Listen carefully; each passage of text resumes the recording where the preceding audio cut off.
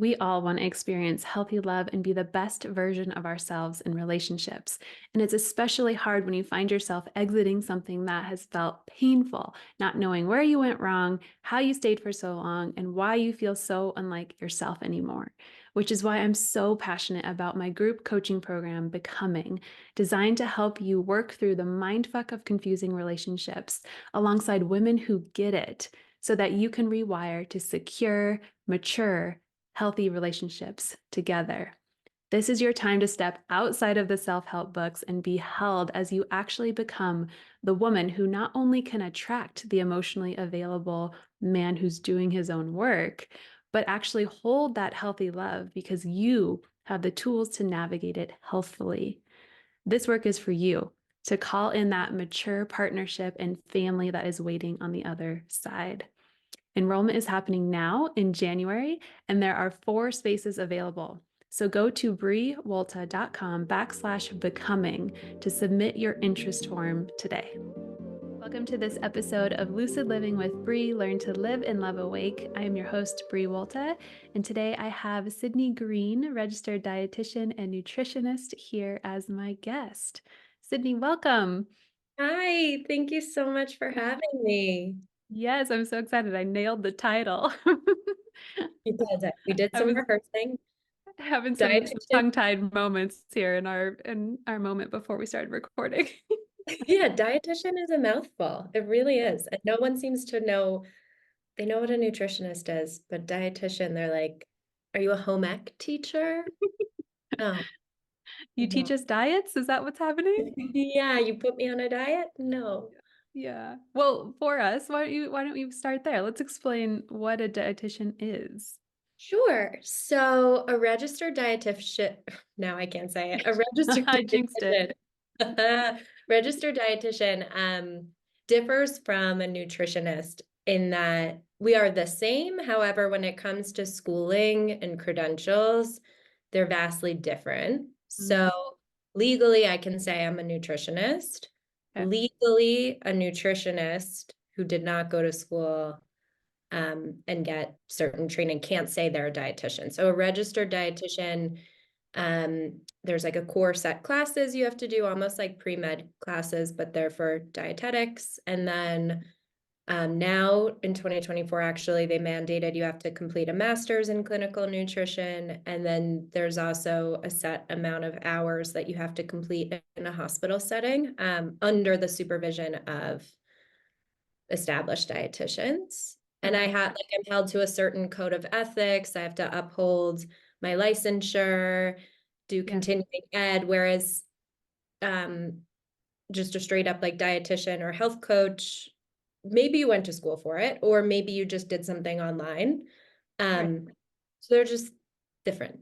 Yeah. So it's like the PhD level, perhaps, of the Sure. schooling needed to operate whatever your business is. Basically, yeah. Yeah. Well, I'm more familiar in the mental health terms. So like a licensed professional counselor is Yeah, different than somebody working towards licensure or a coach or something like that.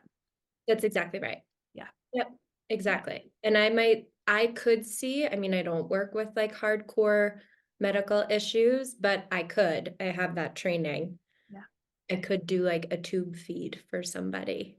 Yeah. Um, whereas, I think just like a nutritionist, you do more like health and wellness. Yeah. Yeah. Okay. Okay. And I'm excited to have you on the episode on the podcast today because first of all, I haven't had somebody on yet who can speak to the relationships that we see with health and body image and food and how those can also feel toxic. We talk Totally. a lot about toxic relationships in terms of our relationship to another person, but we haven't yet talked about how it can can unfold in many different areas of your life and often at the same time. Mm-hmm. Absolutely. Yeah. So I would love to hear a little bit about your journey because I know you've shared about the obsessive nature that or this obsessive relationship you had with food and body and maybe Mhm. where that was in your life when you were also in relationship with another person. Awesome. Yeah. So I think I'm gonna take us back. So I identify myself as having someone who, as somebody who is in recovery from an eating disorder. I'm in recovery from substance use. And I I don't know if like your listeners are familiar with Al-Anon or Yeah. that word. But for simplicity, I'll just say like I'm also a recovering codependent. And yeah, I like to share that because I think it helps decrease the shame and stigma around it. I kind of grappled with professionally, like, am I going to say these things? But I bring all of this history to Yeah. sessions with clients, and it's important. Yeah. And I think it's the great equalizer. So I'm going to bring us back to childhood because I grew up in a home, both my parents worked in the addiction field, but are also addicts. Mhm. And I'm an only child. And so it all started there. But I remember as it relates to like body, especially being 12 years old, I'm going to say I had a babysitter, but a caveat, I didn't need a babysitter when I was 12 because my parents were never home. They would like pick me up from dance class and stuff like that. Yeah. And I remember maybe it was 10 or 11, but we were watching TV and we would like, I would just do crunches, like hundreds of crunches on the floor of my Mhm. living room, on repeat. And I just remember being so obsessed with my stomach and abs. Mhm. Um, and that was a nice thing to focus on instead of the chaos of my house. Yeah. Oh yeah, it's a Um, good solution. I mean, we talk about addiction or eating disorders or codependency as like the problem. And mhm. it's not, it's the solution to the problem. It's not the adaptive solution, but it is a maladaptive solution to the chaos or the unpredictability or the unsafety of your environment. 1000%. Yeah. And it works until it doesn't. Um, so we really started there. And then, I was interested in going into nutrition. I was originally pre-med. I had my mom's a doctor and was like, why would you want to be a dietitian in a hospital when you could be a doctor? And I was like, okay. Um, but I was interested in food, but of course, I wasn't really interested in food as a way to heal people. I was interested in it because I'm like, how can this make me skinny? Yeah. But I'm I'm laugh- not. Go ahead. I'm laughing because in college I had like briefly considered going the nutrition route for the same exact reason. I'm like, maybe this will be the secret to the abs. Of course, of course. Yeah. Um, so I ended up majoring in nutrition at NYU, and like even just going to NYU, I knew that there were gay people in New York City. I'm also gay. And I knew that you didn't have to drive in New York City. So I was like, cool, I can drink whenever. Wow. Nice. Yeah. The solution. Yeah, right? Like, okay, cool. So we're studying nutrition to get the abs. We're going to NYU so that I can drink and not have to worry about driving. And there's queer people. Um, I entered my first like real relationship in college, and I was listening to one of your podcasts, the one where you had the therapist on talking about narcissism. Hmm. Yeah, and that relationship I was in, I remember sitting across from her and she was like, my therapist told me I'm a narcissist. And I was like, awesome. Another challenge accepted. Yeah, let's do this thing. Yeah. Um, and so yeah, like I just kind of carried my little bag, or it was really like a big bag of relationship stuff, feeling like I need to people please. Like that was my role in my house. Of it was like managing my parents and then doing that in relationships. And then I would obsess in the mirror. That was never good enough. And then the drinking was a way, when you're people pleasing and wanting to just be good, thinking that everyone else will be good around you. Yeah. And then I'm obsessing over this like shell that I'm in. Drinking was a way to like relax and enter the dark side. And I was like, I can be as messy as I want in a blackout. It doesn't matter. I mean, fully mattered. But Um, it was like that, it was like the pause button to all of the ruminating around the body or the obsession around the body and the people and like the hypervigilance of needing to be like aware of everyone and what they're doing and how you can please them. Like, exactly. yeah, Exactly. Like I would get blacked out and say the things that I always wanted to say to people, but couldn't imagine saying. yeah, And then the next day when people would be like, "What's up? Are you okay? Like you said some weird stuff last night." And be like, "I'm fine. What? No." uh-huh, yep, Like stuff it down, stuff it down, stuff it down. Um, but then, just speaking of maladaptive, it's like, okay, so I would drink a ton, then I would be eating so much food at night, and then you wake up in the morning hungover. I'm scared my partner's mad at me. Now I've eaten so much food last night. Like, can we curse on here? yeah, of course. Okay, like fuck. What do I do now? I'm hungover. I don't want a salad, but I have to eat the salad because I ate and thus the cycle continues. Yeah. Oh Just yeah. no reprieve. It just like cements in that neural pathway. Yeah. And I would say it got really bad. In 2016, my dad passed away unexpectedly. Mm, And he was like, we had a lot of issues, but he was my best friend in the entire world. And my drinking like really bloomed in a way where it was no longer kind of fun. It was dark. Um, and my food at that point, was I a practicing dietitian? I was either training or maybe I was practicing. And like it was all this like clean eating, and my Instagram was like gorgeous. Like the food was, stunning. And I don't know. I was like I was going to the gym every single day. If I didn't go to the gym, I would get into a huge fight with my ex-fiance. We mm, partied together, and then I got sober, and she was in and out for years. And yeah. that's where like then once the alcohol was whack-a-mole, like I got sober and that went down, but then the food skyrocketed. I mean, there were photos on my phone that I would take in the mirror every day to like stare at my body, try and assess it, Yeah. uh, but also feeling shame. Like coworkers were saying I look really thin, Hmm. but you're a dietitian, and so in one way you're supposed to look like fit, but not one side, and Yeah. my relationship was spiraling out of control, and it was just, yeah, it's like vicious, Yeah. really dark for a while. Yeah.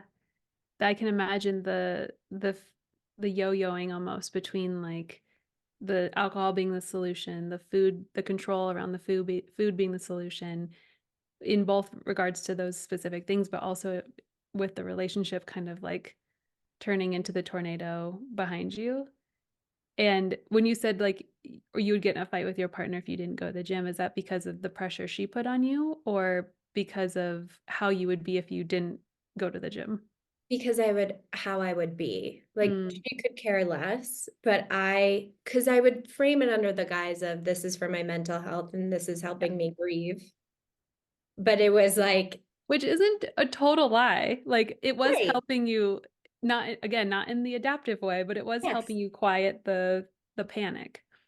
for sure. I was Yeah. like, the the realization that my dad is dead is so unimaginable that I'm going to just make my focus about, again, my abs, or at that point, it was like the line that you can get in your arms. I remember being so obsessed. Yeah. And if I wasn't able to get to the gym, I would just be I would like pick a fight kind of.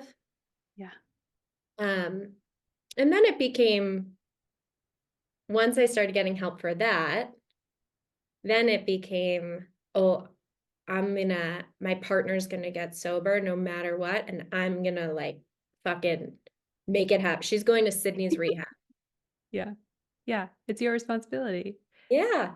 Yeah. Oh yeah. Changing your focus of control from the food to her, which Mhm. especially as a codependent, like, and I'll speak for myself too, in recovering from that, we're very good at latching on and focusing on other people Yes. instead of ourselves Yeah. as a way of like, if you're okay, I'm okay. Instead of Mhm. making just me okay, period. It's Yeah. like I need to manage you and me because your regulation depends on how my sense of self feels that day. 1000%. Yeah. Yeah. And I remember like before this all kind of transpired, when I was younger, I knew that my parents, so my dad was like in and out of using substances. And I remember he'd been like using at one point one day, but he had sessions later that day with patients. And I was like, they are such hypocrites. I'm never gonna be like them.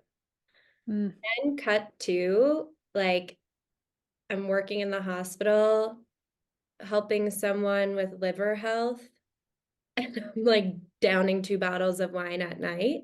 yeah. And cut to I'm counseling people, saying to them, I think part of this is like problematic, your relationship with food, but then I'm going home and I mean, I was exercising through a bulging disc. Like it Oh, started to get lots of consequences.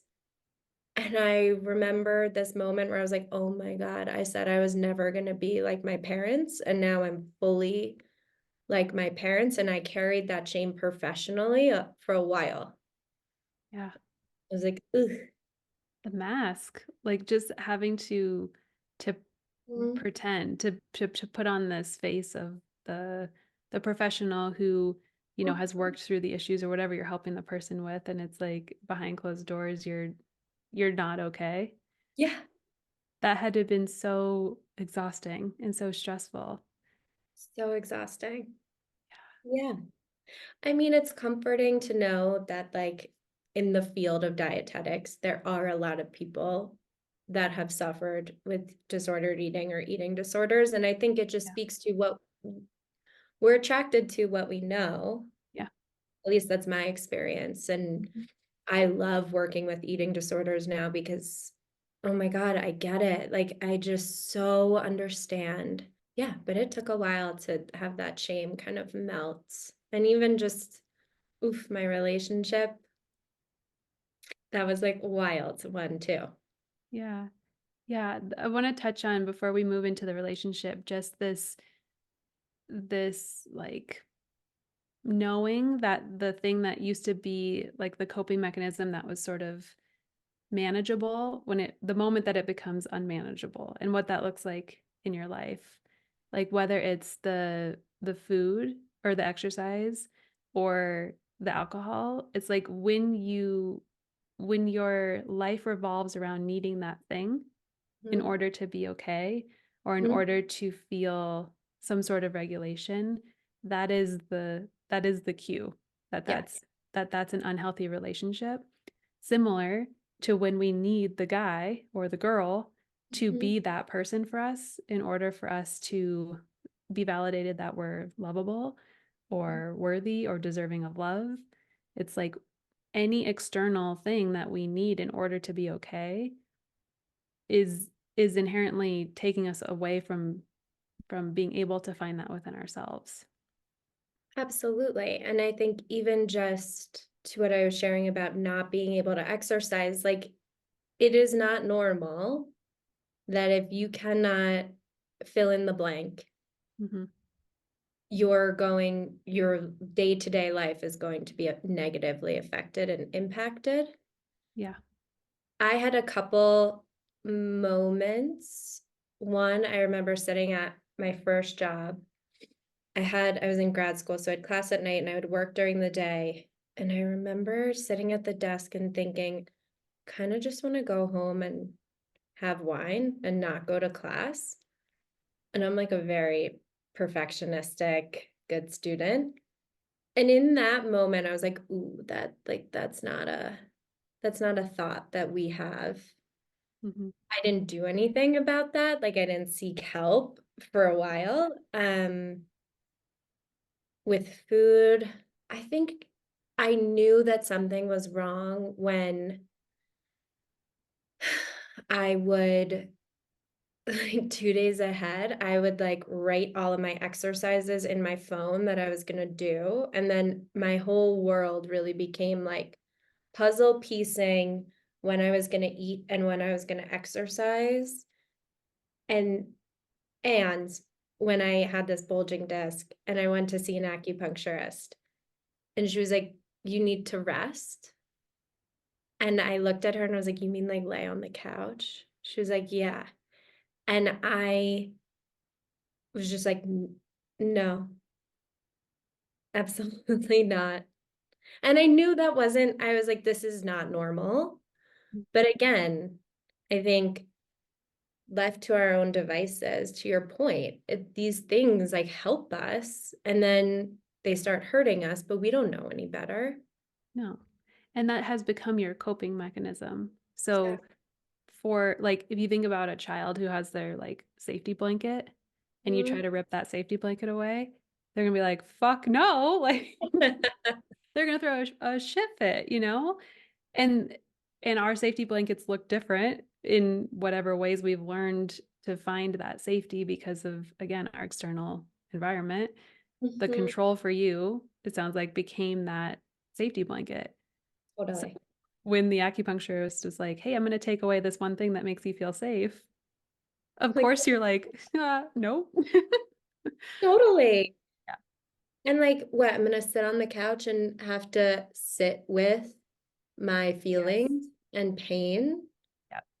That's the other piece. That's the other piece because codependence, anything that we're hyper focused on, the alcohol, the food, the person, that allows us to not have to be still. And because when we're still, all of our own shit arises. Mhm. So like that practice habit of I'm going to stay busy, I'm going to stay busy, like resting is bad. Sitting on the Mhm. couch, taking a rest day, I'm going to get fat. Like it's all so intertwined in Mhm. that messaging of what we learn as codependents of like you need to be moving 100 miles an hour, and society plays into that too. It's not just codependence, but I can relate to that feeling of like when you rest you are wasting the time Mhm. that you could be using to get the abs or to get the Yep. definition or to whatever. Yeah. As if, oh, once I get those things, then I'll be okay. And then I can chill. But it's never enough and it's never okay. No. And I'm curious your experience because in my history with my eating disorder, and I had very obsessive exercise, and it wasn't quite anorexia where I wasn't eating at all, but it was very restricted, more orthorexia Yeah, me too. ish. Yeah. Um, but I went even at my thinnest, Mhm. I was not happy. It was not good. There was always another piece to chisel more, or there was always another percentage of body fat or another muscle that needed to be bigger. It was like this lose-lose game of what is success. There was never a moment where I reached the goal. Never. And I think something I see with all of my clients, and I experienced it myself, is even if there was a day where I was like, cool, Sid, you did it. Like, you look perfect. Things are perfect. Good job. It's not like I could sit back and relax and say goodbye because then it's the fear of, oh my God, what if this goes away? Now Yeah. I need to maintain it. And I think that's more than the seeking whatever this perfectionistic thing is or the destination, I think the most painful thing for me and a lot of the women that I work with is like, okay, well, now that we've gotten there, shit, like I Yeah. have to hold on so tight or this is gonna go away. Yep. Don't fuck it up. Don't fuck Don't it up. don't fuck it up and eat the wrong thing. Don't fuck it up and make your partner leave. Don't right Yeah. like it translates into both areas Mhm. where you're almost waiting in anxiety anticipation for the shoe to drop and in a lot of ways self-sabotaging so that it does. Exactly. it's Exactly. it's fascinating to me how we set ourselves up for these feelings of failure. But I Mm, think, and I know this is true for me, I won't speak for you, but the failure to me was because I am so perfectionistic. mhm. Failure was the ultimate fear, but Yeah. also like the assumption. It's like I'll never be able to get to that perfect place. I'll try and try and try, but in the back of my head, it was like I always felt like a failure no matter what. Yeah. So it was just me creating the external experience to like confirm the failure and then try 2 times harder next time and hyper focus on it harder next time. And like it was self-flagellation for sure. Yeah. I'm still trying to work out like what like the why or what was like the core fear or yeah, I mean ultimately I think it's just like if I can be perfect in how other people see me. I heard this woman speak the other day. I'm a part of different recovery groups, and I heard this person speak the other day, and she said like it was something so much more eloquent when she said it, but she said like I drank to be the person that other people liked. Mm.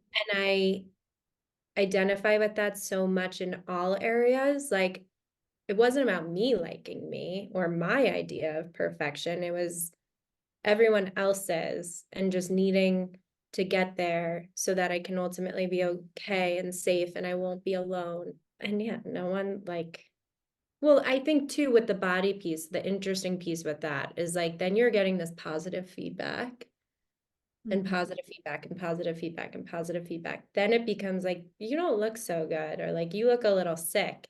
And someone thinks that you're not going to like that. But when your eating disorder is active, it's like, yes, Yeah.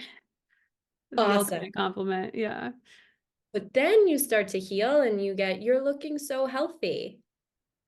And the eating disorder is still there. And it's like, fuck. Yeah. And then,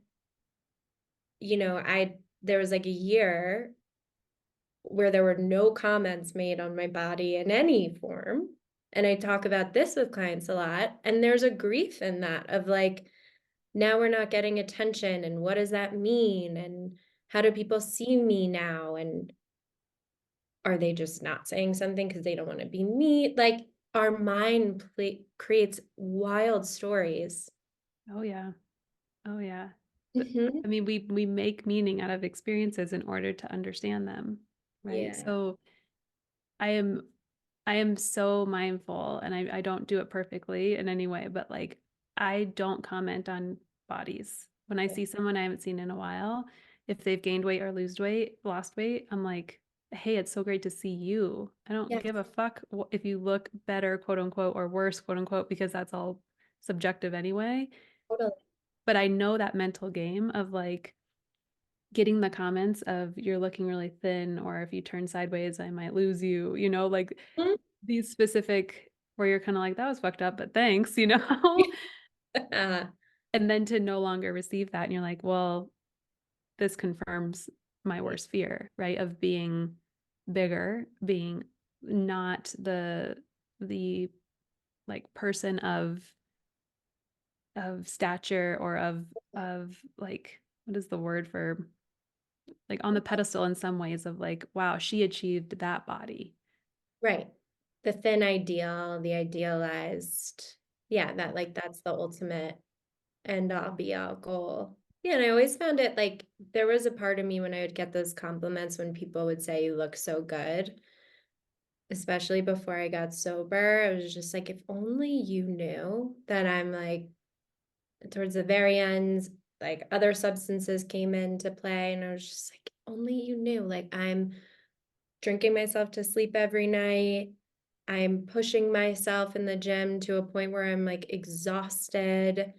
I pretty much hate my life, but I wouldn't say that. I'm like, thanks. Of course, because you have become this image that they're accepting, that they're wanting, that they, it's that sense of belonging or Yeah, of being chosen, whatever the underlying thing was for you, that in some way was the bigger driver than to be seen in your truth or exactly. the messy human that we all are. Right. And Yeah. I think also it's a loss of an identity, especially if you've held that that thin, like Sydney is this really Mhm. fit, really healthy, thin woman. Like Mhm. that's her identity. And if you've held that for a long time, when you start to shift away from that, it's like grieving that version of you too. Oh, 100%. Yeah, 100%. And it just gets reinforced. I mean, this isn't so much to that point, but it to the point as a whole. So I'm planning, it's basically planned, but I've been planning my wedding, our wedding. We're getting married. Do you know Jamestown? Yeah, Okay. Colorado. So Hmm. Jamestown, Colorado is like, if you've never been there, it's like it's like a little blip of a place. And my partner and I are getting married there, and it's in a park, and it's going to be very rustic and like a mountainy kind of crunchy wedding, and it'll be beautiful, but like it's not going to be this black tie type of deal, which is how a lot of the people I grew up with get married. And my mom was here a few months ago, and we showed her where we're getting married. And when I had my bat mitzvah, it was a black tie, like super fancy. I was super into that. Like my colors were hot pink and black, like super girly girl. And my mom and I have a very tough relationship, but she like looked around and was like, what happened to the girl who wanted fill in the blank? And I think in the past that would have really hit me in some way. I didn't say this, but like I said it to my partner. It's like what I wanted to say is, yeah, mom, like I'm a mountainy dyke who wants to get married in the fucking mountains. And I'm not this like girly girl obsessed with like the beautiful dress, whatever. And thank God for me. Like for other people, it's awesome. But for me, that's actually like sick and toxic because Yeah. that was just, I wanted to fit in so badly. But to your point, because I've done that grief, the grieving of like, yeah, that's not really my identity. I don't want to be known as the healthy person who's actually like killing herself ultimately. Yeah. Um, yeah, I really appreciate there's some people on Instagram that I've just stumbled across where they are some sort of fitness influencer of some kind, but they show like the pic not it looks like a before and like the after, but it's leggings, like it's what? like when they have their leggings up Yeah. and abs, and then they put their leggings Yeah. down. Yeah, Yeah. And they show like the reality of what a body looks like when you're not sucking in and flexing and at your perfect angle. It's like, and I think that's so helpful because I would wonder how many of those influencers just like you are like they have the perfect Instagram page and they're dying inside. But yeah, on some level, most women are looking up to them like this is the ideal. And some body types can't even get to that ideal. mhm, Like in reality. So it's again, it's setting ourselves up for this goal that doesn't exist. yeah, But seeing more people kind of reveal behind the curtain of like, I still struggle with this thing, or I look like this when my leggings are pulled, mhm, below my belly button, whatever. mhm. Um, it's like so helpful and inspirational for everyone to take off the mask. Yeah, absolutely. I feel the exact same way. I think that those accounts are doing such a gift, really. Mhm. Yeah. Yeah. So as you started to shed this image that you needed to be, and you found recovery from the eating disorder first or sobriety first or at the same time? Sobriety first. I was like maybe a year sober when my therapist called me out. And then for whatever reason, I was like ready to be honest and also really willing. Like she basically was like, you can't do any of these exercises anymore. And I think willingness is this kind of magical, fleeting moment, almost like a window. Like if the window's open, I feel like willingness like gets swept in. And if we don't like grab it really quick, it will go back out. And Yeah. I don't know why. I'm not like I'm spiritual, I'm not religious, but to me it's like that was kind of like a universe or higher power moment where I could hear her and I was like, okay, I'll stop. Yeah. And if it had happened any other day, who knows if I would have been receptive to that. But in that moment I was. So yeah, about a year into sobriety, I then started to enter ED recovery. Okay. And at this time you were still with your ex-fiance. Mhm. Yeah. Okay. So talk to me about when you started getting more healthy Mhm. mentally and physically, what was happening in the relationship, or did that aid positively or negatively with the relationship? I think it's so painful when we are in some sort of dynamic and relationship, and then one person starts to get better and the Mhm. other person doesn't, but you are like committed, you're in it. This is what you know. And I thought like she'll get there eventually. Um, so no, it was not like positive. I might have been getting well, like physically and mentally in some ways, but then in other ways, mentally, I did a lot of harm to her because it's not my job to judge someone's experience, Yeah. even though I think it is. And like ultimately, it wasn't her time to get sober. And who the fuck am I to say that it is? I just, again, wanted her to be sober because then I would be okay. Yep. Um, but yeah, we we were together for almost 6 years. She was high when she proposed to me, and Mm. I kind of knew that. And my body was like, say no. But my mind, I was just like, trains left the station. Like, we got a dog, we have an apartment. Yeah. We've been talking about this for years. Yes, like, I'm going to say yes. Yeah. And that day, I wanted to drink for the first time in a while. Mm. Um, and instead of being romantic that night, I was like, let's go to couples therapy. Because again, I thought that like, okay, if I just pull in, I'm going to use the word manipulative, but I don't judge myself for it. Like I can be, it's a skill that I learned. Yeah. And Yeah. I was like, if I pull a therapist in, then it'll help me get her to be the person that I need her to be. Yes. Yes. Yeah, Yeah. you get it. And I like, get it. and that's not fair. It's like so not fair. Well, two pieces of what you just said. Like when we start to do our own work and start to bring some awareness around our patterns and get more well in different areas of our life, it can widen the gap Mm-hmm. between you and your partner. And that can also be a really painful experience because you're like, well, if I'm going this way and you're staying here, then that means we can't Yeah. continue together, Mm-hmm. right? So I think in some ways even we prolong or we push off doing our own work or Such a good point. Yeah. doing things different because we know on some level we know that if if I stop drinking and if I stop fucking up in these other ways and Mhm. get my shit together and she's still doing that, then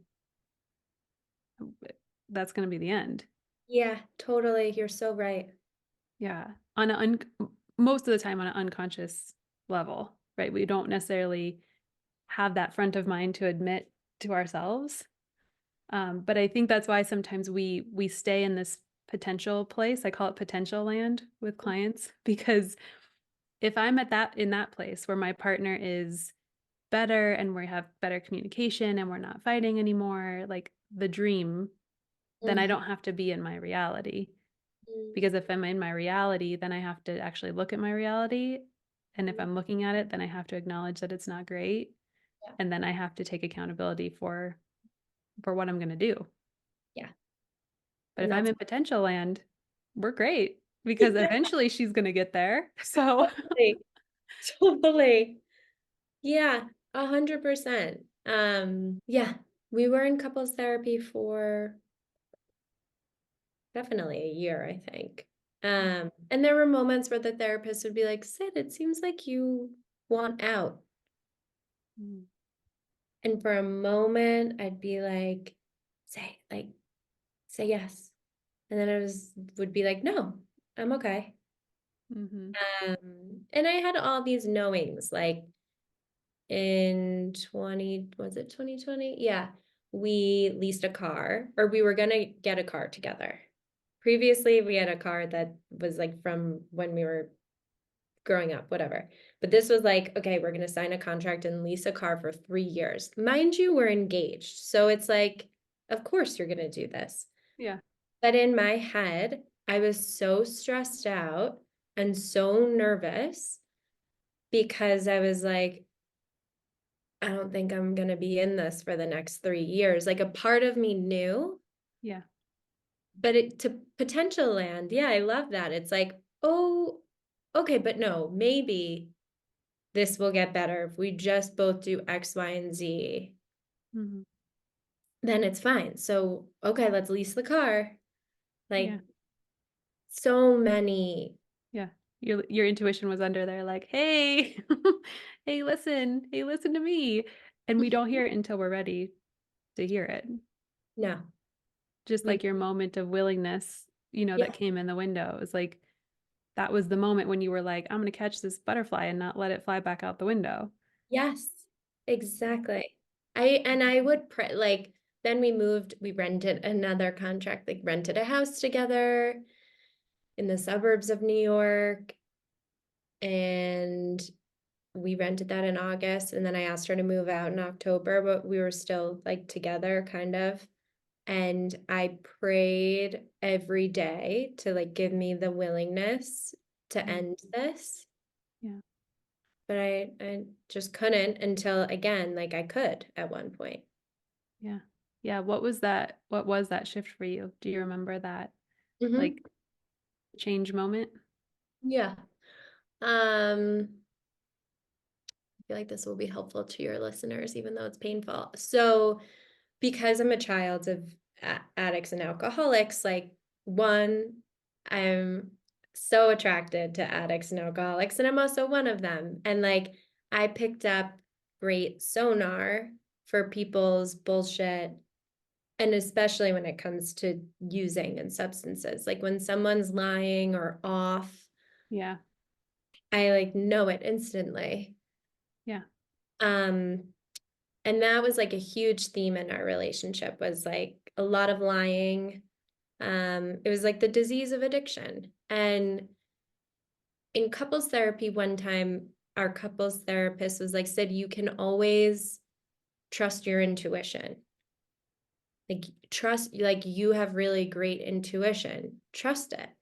Mhm. Almost saying like, trust yourself more than needing the other person to like validate that or be honest. Like it's time to like develop boundaries and like rely on yourself a bit, right?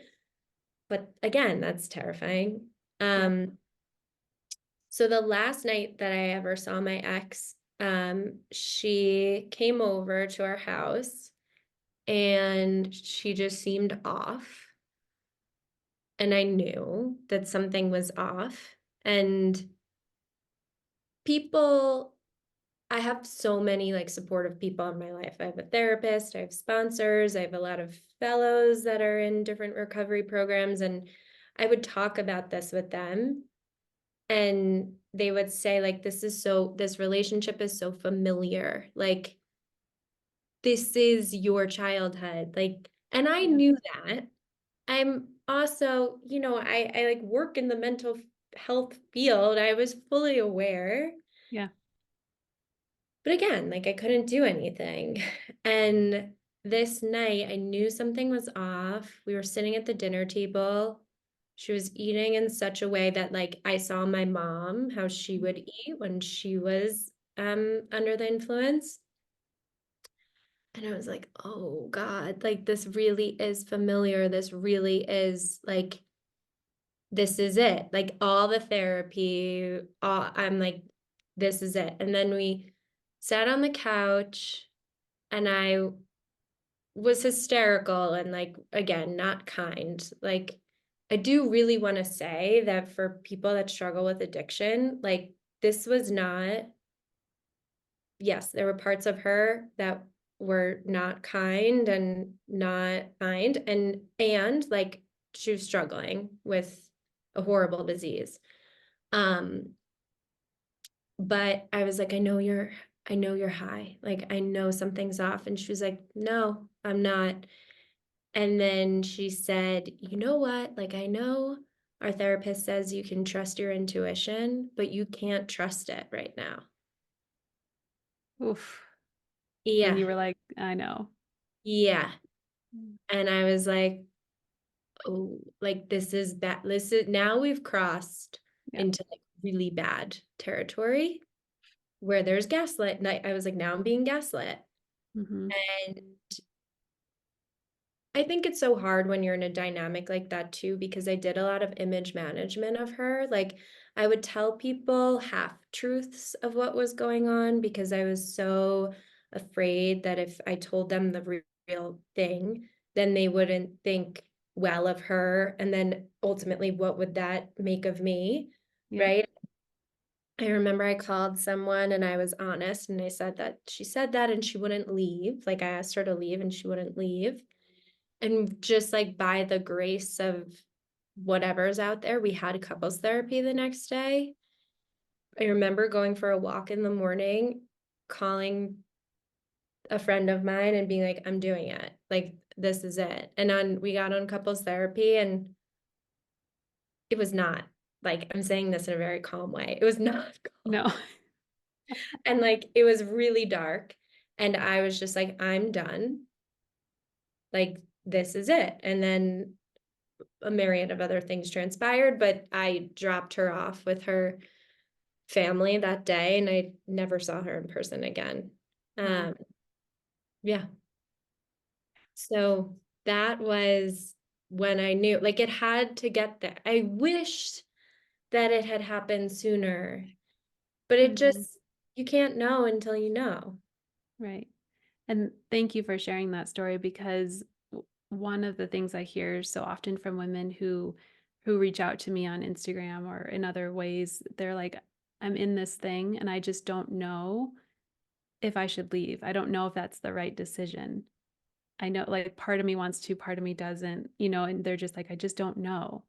And I Mm-hmm. so resonate with that experience too, because I remember telling my therapist that I'm not going to leave until I fucking know that it's the right choice. Yeah. And and unfortunately, it also took me going through some fire to come to that knowing.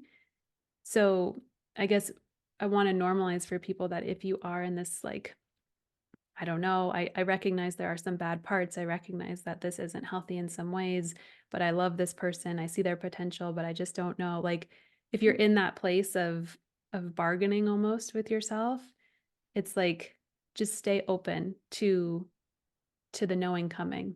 Like trust that the knowing is going to come in some way and we hope that it's not in a Mm-hmm. severely detrimental, painful way. But like sometimes we have to go through that I call it the bitch slap from the universe that I got, where it was like, okay, now I'm awake. Whoa, what was that nightmare I was in? Like, now I'm awake. Yeah, And I don't know if I would have woken up in the same capacity if I didn't experience what I did from my ex. totally. It also sounds like too, though, for you and for me, like, and for the people that reach out to you, that there is a little bit of like a knowing that things are not Yeah. right.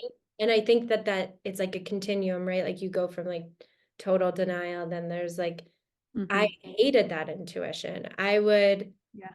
and it's so painful when then you have like, I couldn't drink, I couldn't drug, I couldn't do anything with food stuff or Yeah. exercise. Like, and I was just like, shut up to like my God, like just let me be Yeah. in this thing. Like, let me keep the diamond ring. And Hmm. but but even to you saying to your therapist, like, I, I'm gonna stay until I like know, right? Like you knew. Oh yeah. Yeah. I again, I didn't want to hear it. It like would poke up in moments where I would feel so clear of like this is not good. And then it would last for like a half a second, and then it would go back away. And then there was all the bargaining and rationalizing and withholding truths, like you said, and having friends of mine reflect back, like, you don't seem like you enjoy this relationship. Like this doesn't seem like it adds anything to your Mm, life. Like in so many ways, like what are you doing? yeah. In Oof, so painful. and to hear that in from a person who loves you very much, who's just like your light has turned off. Hmm. It's just like, well, they must see something, but it's not that bad yet. And it's just sort of it's this constant like we try to avoid the painful ending because nobody wants to go through an ending, No. especially if you have a fear of being alone, especially if you have abandonment wounds. Like that shit is terrifying. Yeah. Yeah. So we hang on, like we hang on for so many reasons, which Mm, is why when women finally come to me and are like, I want to do this work, mhm. it's like, you're fucking brave. This Yeah. is this is the courageous decision to recognize that you are in control of understanding your patterns and your experiences so that all of this stuff in our subconscious background isn't driving your show anymore. Yeah. It's so powerful. Yeah.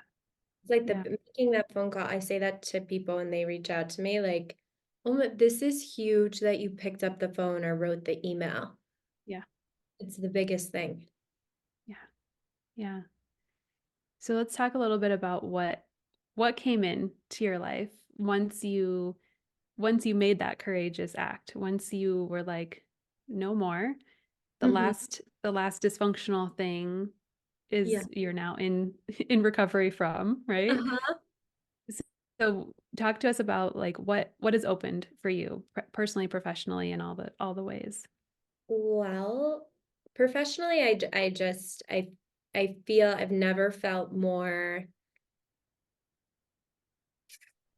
confidence, not the right word, like maybe embodied or grounded. I have spent so much of my adult life feeling very little and young, and that's because I spent a lot of that time like triggered and activated, and I've done a lot of work on myself, and still do. EMDR has been like a huge thing for me.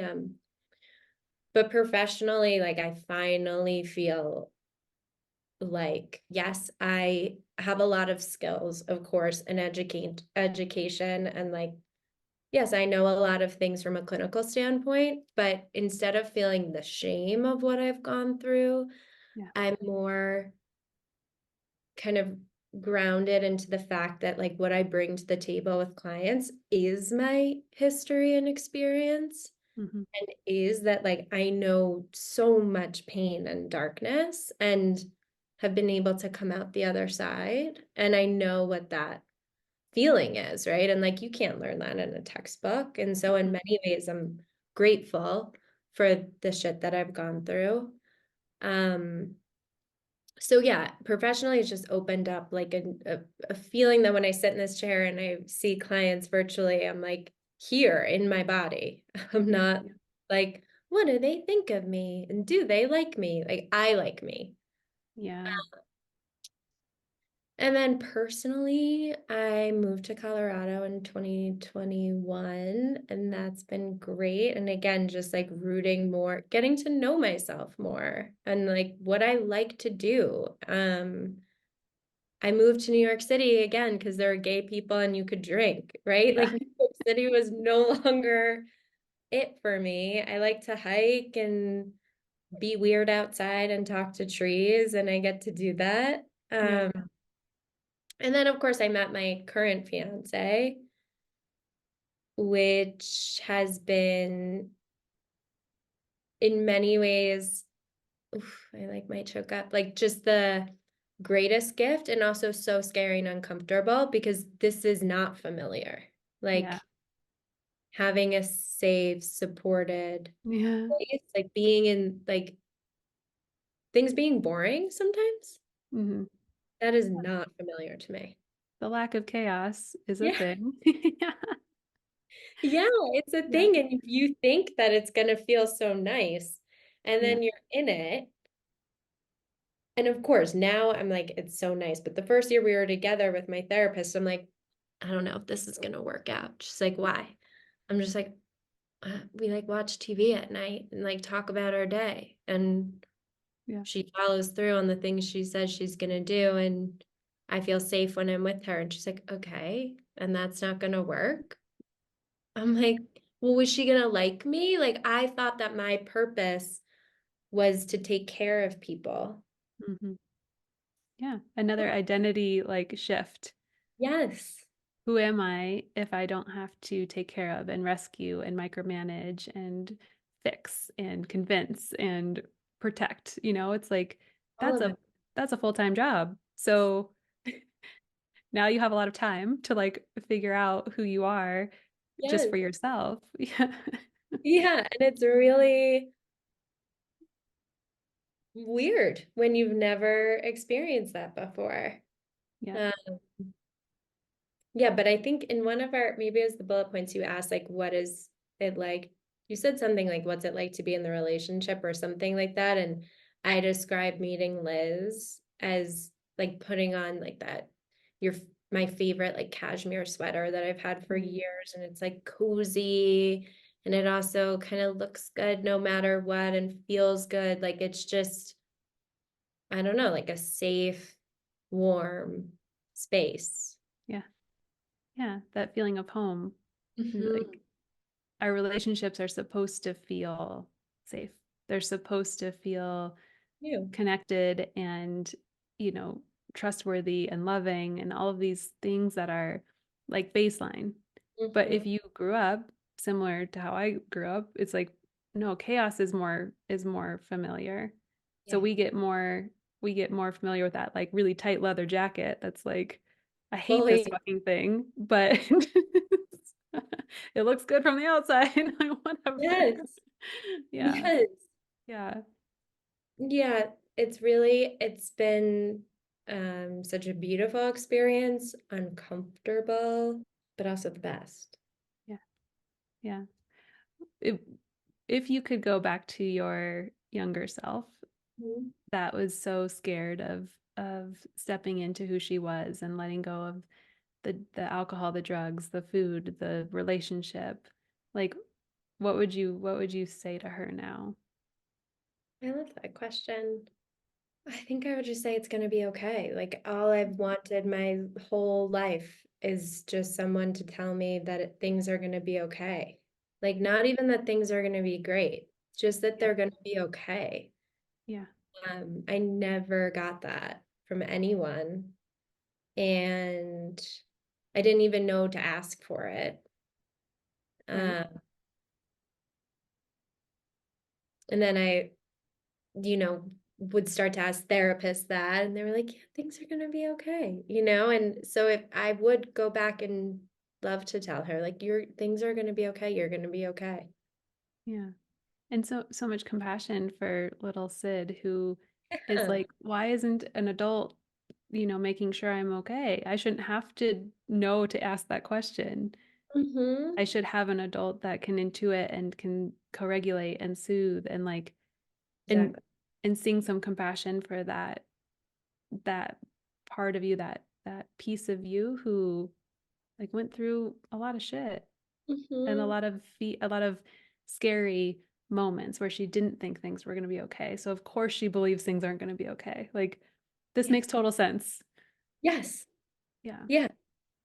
And having that opportunity to reparent now. Yeah. I feel like I'm in my therapy session. I took a photo on my Instagram. Downstairs on my dining table, we have a puzzle that we're working on, and I like took a photo. I was eating a bowl of Cheerios, and I'm like, my therapist would be so proud. Little Sid is sitting here doing a puzzle and eating her Cheerios. Like, Yes. uh, yeah. Mm. But it's Yep. hard. It's like just to say to the person listening that if you're like, what is reparenting? Like, I talk to people every day about feeling their feelings and how important that is.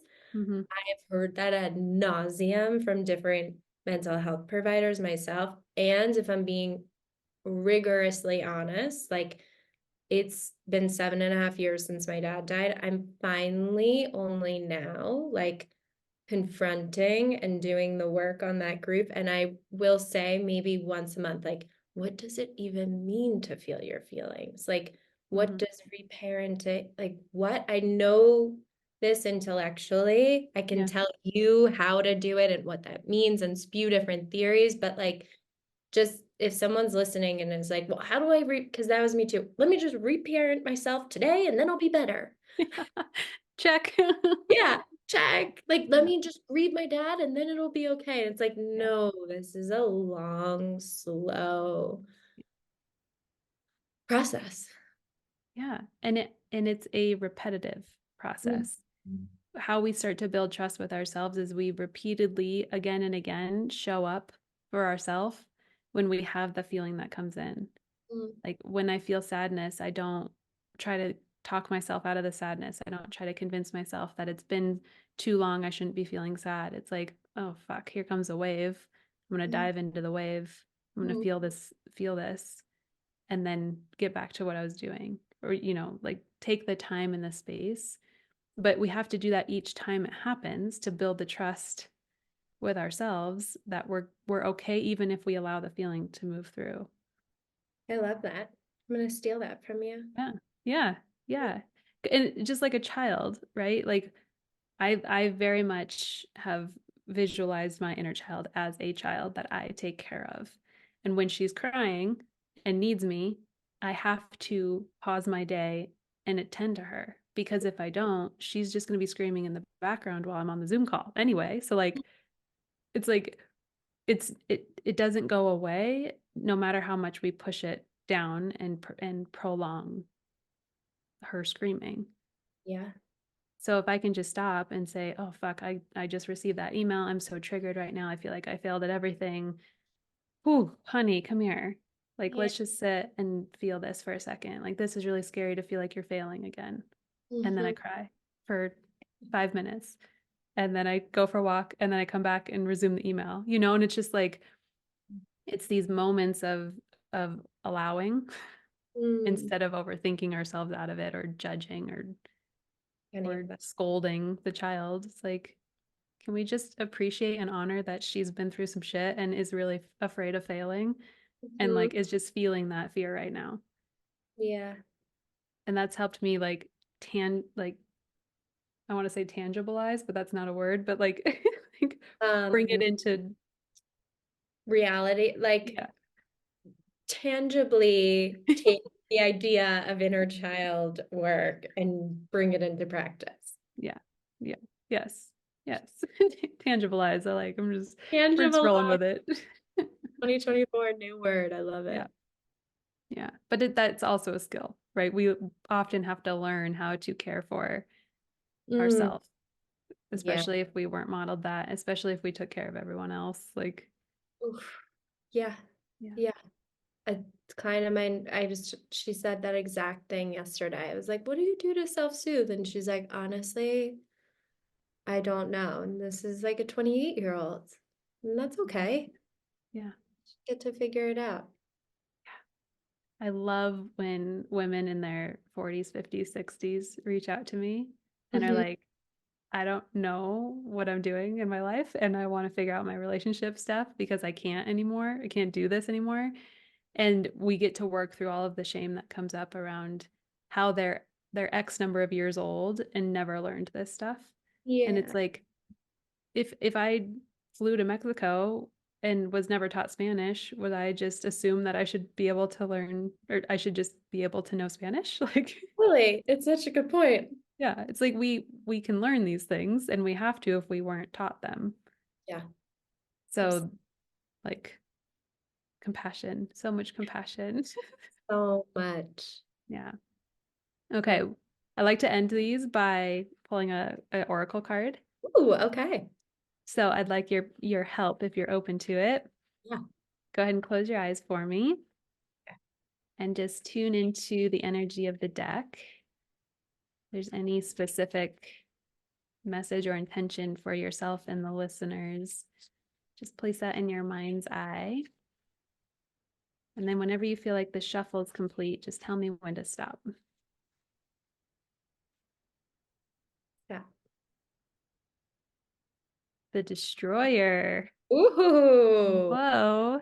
If you aren't watching the video, it's a picture of a dog, maybe? It's kind Oh, of an evil looking dog. like a skeleton dog? Skeleton dog? I don't know. Let's see what the Destroyer's message is here. The Destroyer visits you to acknowledge the ending. Perhaps it is the end of a relationship, a job, or a dream. The Destroyer signals you that it is okay and right to let go, to grieve the loss and look towards the new beginning. Destruction is knowing life's natural cycle and accepting that death is necessary for growth and renewal. Time to let go. It's over. Allow the end to come. Sense into the completion. Embrace it. Endings are as important as beginnings. Spring always follows winter. Be aware of your inner destroyer, the little voice in your head that sabotages you, the one that would have you believe that you can't fully live, create, dream, or succeed. Although it may have once protected you, it's time to recognize that this type of destruction no longer serves you. Thank it for all that it thank it for its work and release it. Are you kidding? This is I've like a never pulled summary. I've never pulled this card before, and I've had this deck for a while. I really Wow. like that. I like that too, and that's like a summary of our conversation. Yeah. Yeah. This shit never, you can't make it up. It's So good. so perfect. Well, thank you, Sydney. Thank you so much for sharing your story, being vulnerable enough to talk about the places that you have grown and leaned into and felt your way through. Hmm.